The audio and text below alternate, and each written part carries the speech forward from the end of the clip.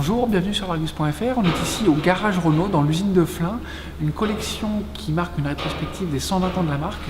On est là à bord du tout premier modèle, la voiturette qui a gravi la rue Le Pic à Montmartre en 1898. Puis maintenant, je vous emmène faire une visite pour retracer l'histoire de Renault. Voici un exemplaire des fameux et mythiques taxis de la Marne qui ont permis d'acheminer des soldats sur le flux. Et puis là, on a le fameux taximètre, une invention française, qui fait qu'aujourd'hui, dans le monde entier, tous les taxis s'appellent taxis. Renault est aujourd'hui connu pour ses voitures populaires, mais avant-guerre, c'était un constructeur de véhicules de luxe. En témoigne cette Renault 40 chevaux, un modèle prestigieux qui a été le véhicule officiel des présidents de la République jusqu'en 1928.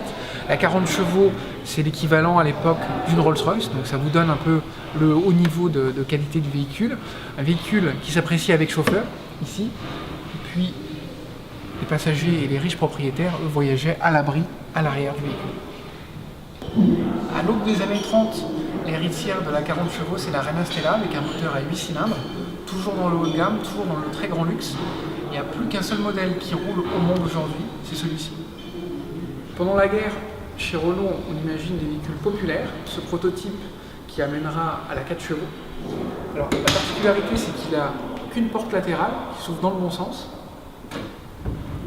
La 4 chevaux de série, c'est une 4 portes avec les portes avant suicide. On va d'ailleurs vous emmener faire un tour au volant de cette 4 chevaux. Cette fois, c'est parti. On se fait un voyage de 70 ans en arrière, dans l'immédiat après-guerre, à bord de cette 4 chevaux, avec son moteur à 4 cylindres qui faisait dans les 18 chevaux au départ. Alors ça vibre, ça résonne, c'est une autre époque. On sent des vibrations, on n'a que 3 vitesses, dont une première qui n'est pas synchronisée. Mais on prend la route différemment. On est plus au calme. On a même un petit bouton pour les essuie-glaces, je ne sais pas si ça se voit, mais avec une vitesse un petit peu calme. Il ne faut pas tomber sous une forte ondée.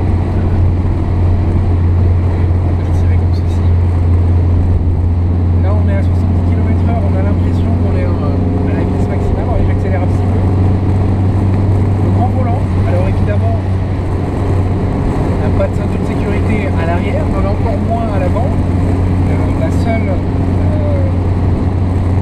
commande qu'on a, c'est la commande de boîte, un compteur, et puis après un tableau de bord assez succinct avec le niveau d'huile, le niveau d'essence, et on profite de la route. Là, on a même une éclaircie, donc c'est génial.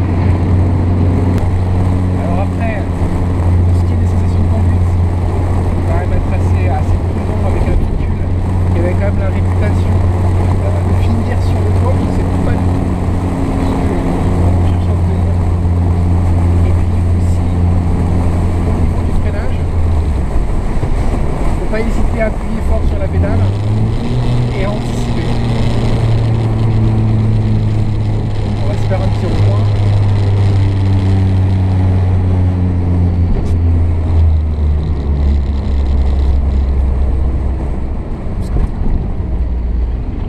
Cramponne au volant parce que j'ai pas d'autre endroit pour m'agripper. Et c'est reparti.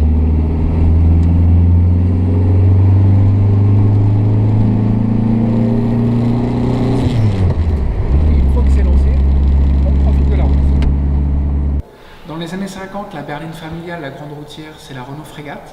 Nous, on va vous amener faire un tour à bord du break, la version domaine.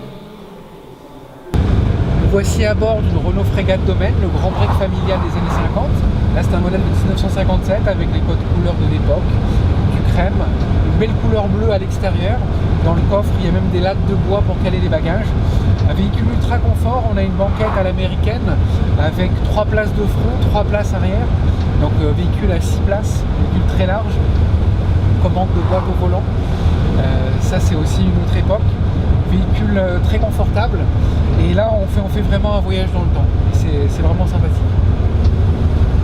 On poursuit la visite avec la Renault Dauphine, la mythique 4L, avec ici une version à la parisienne, le fameux canage côté chic.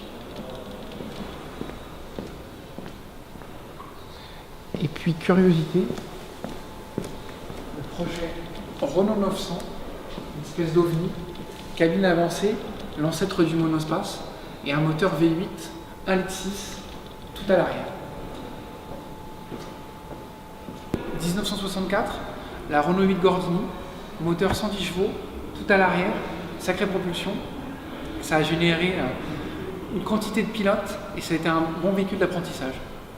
10 ans plus tard, 1974, cette Renault 5 avec une couleur très 70s et encore vous n'avez pas vu l'intérieur.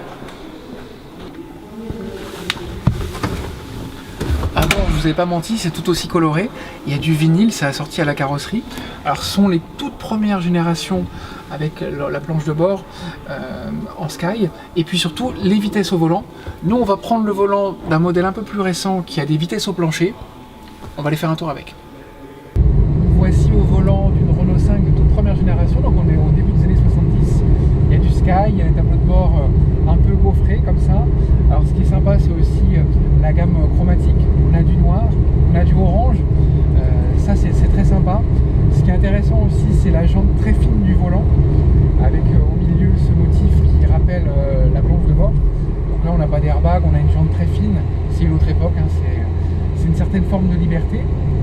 Et puis on a aussi, vous venez de l'entendre, cette boîte de vitesse avec un maniement un petit peu caoutchouteux, mais c'est fait partie aussi du charme du véhicule. Tableau de bord très simple, tout est centralisé, c'est très fonctionnel. La Renault 5, ça marquait à l'époque une révolution en fait sur le segment. Un véhicule qui a apporté beaucoup d'innovations. On pense notamment au pare-choc en plastique qui était jusque-là inconnu. Et puis également, d'un point de vue architectural, on a beaucoup de place à bord de cette voiture. C'est vraiment optimisé. La Renault 5, c'est aussi la compétition avec cette version turbo. Là, on a la maquette du tout premier prototype avec également de la couleur, mais il y a de la puissance. Au volant de cette Renault, on se prendrait presque pour Roger Moore dans le James Bond Dangereusement Vôtre. Là, on n'est pas sur la Tour Eiffel, on est toujours dans la collection Renault. Il vous emmène à poursuivre la visite.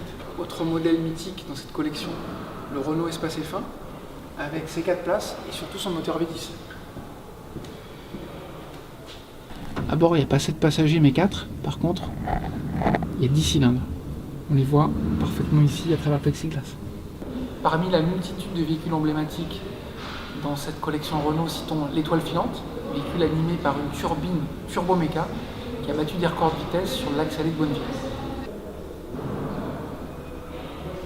Une spécialité de Renault, c'est évidemment la F1.